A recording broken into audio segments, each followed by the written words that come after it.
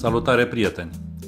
Astăzi voi încerca să vă prezint observațiile mele despre camera de bord Navitel R600, pe care o consider de buget în acest moment. Poate fi achiziționată la un preț care se învârte în jurul la 300 de lei.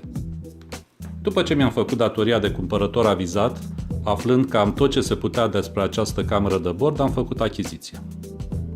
Specificațiile sunt cele afișate pe ecran. Concluziile după o perioadă de utilizare sunt oarecum surprinzătoare.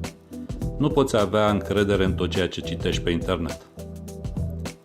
Aspecte pozitive. Camera își îndeplinește sarcina principală fără reproș. Începe înregistrarea la fiecare punere a contactului. Mi se pare cel mai important aspect.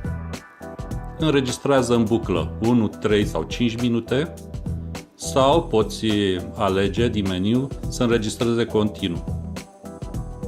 Salvează într-un folder numit SOS, care nu se suprascrie la umplerea cardului, câte 30 de secunde la fiecare activare a senzorului de accelerație, aceasta fiind funcția Parking Monitor. Fixarea nu se face cu ventuză, ci cu un mic suport care se lipește cu bandă dublu adezivă pe parbriză. Inițial am considerat asta un dezavantaj, dar am constatat că este un plus. Fixare mai sigură, lipsă de vibrații, suport mult mai mic. În pachet vine și o a doua talpă de fixare, precum și o bandă adezivă de rezervă. Alimentarea se poate face prin suport, care și acesta este detașabil, sau direct în cameră. Portul de alimentare este de tip mini USB.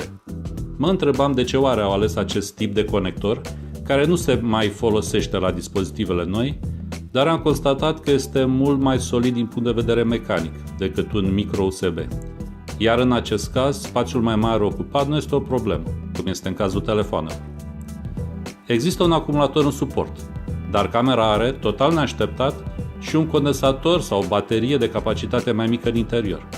Astfel, setările camerei nu se pierd la deconectarea din suport și poate chiar să filmeze câteva minute. Este extrem de ușoară, doar 69 de grame.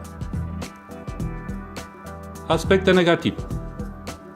Am luat hotărârea să cumpăr această cameră numai după ce am citit, în mai multe review-uri, că se pot descărca înregistrările prin cablu pe laptop sau telefon, prin cablu OTG. Din păcate, nu este posibil. Trebuie să scoți cardul din cameră și să folosești un adaptor SD sau USB, lucru destul de incomod. Nu sunt foarte impresionat de calitatea înregistrării. Senzorul Sony promitea mai mult, dar am văzut și camere mai slabe în această zonă de preț. Nu permite reglarea sensibilității la lumină. Singurul mod de a înregistra foarte bine ce se întâmplă pe șosea în zilele cu soare este să focalizezi camera undeva la 10-20 de metri în fața mașinii. Înregistrarea audio este extrem de slabă. La un nivel normal de conversație în interior, abia se pot distinge vocile din cauza zgomotului de fond, atot prezentul fâșiit enervant, iar motorul se aude doar dacă depășești 4000 de rotații pe minut. Permite diferite setări de sensibilitate ale senzorului de accelerație sau chiar de conectarea acestuia. Surpriza este că aceste setări nu opresc pornirea înregistrării, ci doar nivelul de la care înregistrarea se face în folderul SOS, rezervat pentru Parking Monitor. Primul impuls după observarea aspectelor negative a fost să returnez camera, dar am fost impresionat de faptul că își îndeplinește ireproșabil sarcina esențială.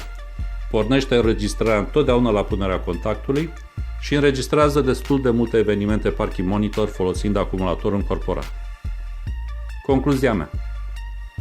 Cu toate deficiențele constatate la această cameră, o consider una dintre puținele camere de buget care își îndeplinește mereu sarcina principală.